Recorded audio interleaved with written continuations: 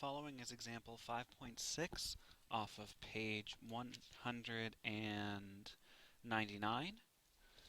This is an ideal gas law question. I'm going to go ahead and start out by writing our ideal gas law, PV equals nRT.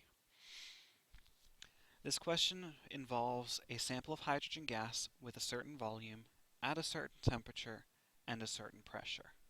We need to calculate the moles of this sample. Now, we need to remember that in our PV equals nRT, we have only 4 variables, even though there are 5 letters.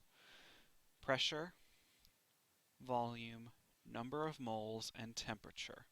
R is always 0.08206. It is a constant. It's known as the gas constant. In this question, we have a pressure of 1.5 atmospheres, a volume of 8.56 liters, an unknown number of moles, and a temperature of 0 Celsius. As always with temperature, we want to convert 0 Celsius into Kelvin by adding 273. Before I set it up, I want to rearrange this equation. I'm looking for the number of moles. So I want to get the number of moles by itself. To do so, I'm going to divide both sides by R times T. Once this is done, I can go right ahead and plug in my numbers. My pressure was 1.5. My volume is 8.56. My R is always 0.08206, and my temperature is 273.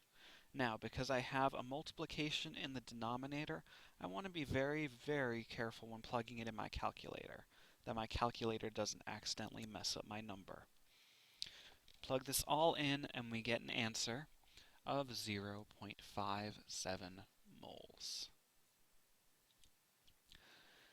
These types of ideal gas questions tend to be quite a bit simpler than others, simply because we're given almost all of the information and all we have to do is a little bit of algebra to find the answer.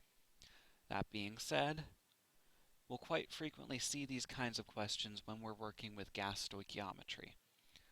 In fact, we'll almost always see this exact same phrasing of a question, because in order to do stoichiometry, we need to figure out our number of moles. So if we know the volume, the temperature, and the pressure of a gas, we should be able to do the ideal gas law to figure out the number of moles. Again, this is example 5.6 off of page 199.